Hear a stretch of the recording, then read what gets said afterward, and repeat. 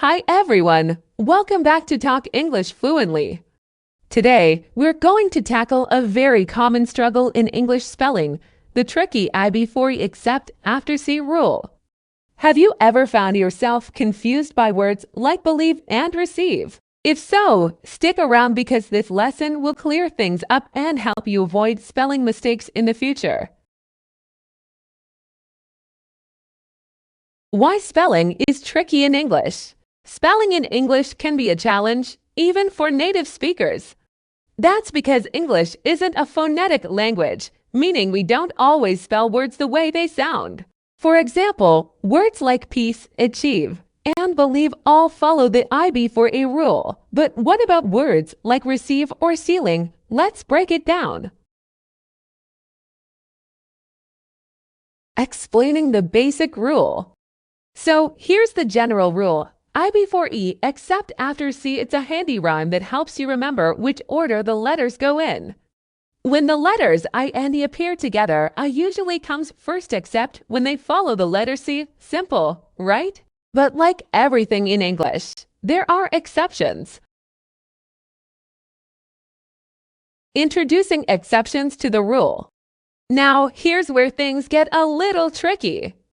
There are plenty of exceptions to the I before E except after C rule.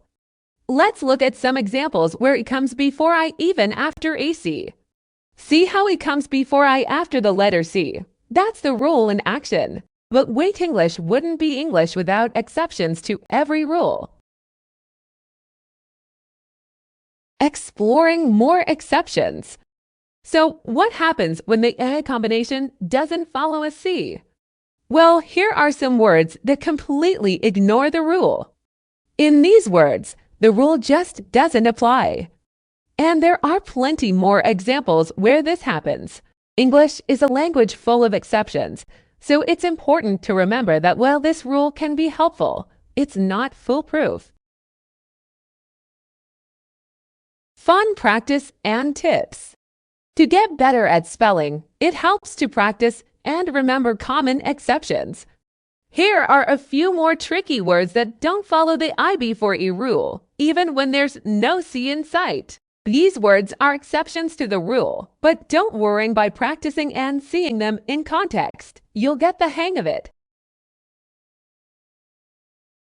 Wrap up and encouragement. Spelling rules can be tricky, but with a little practice and patience, you can master them.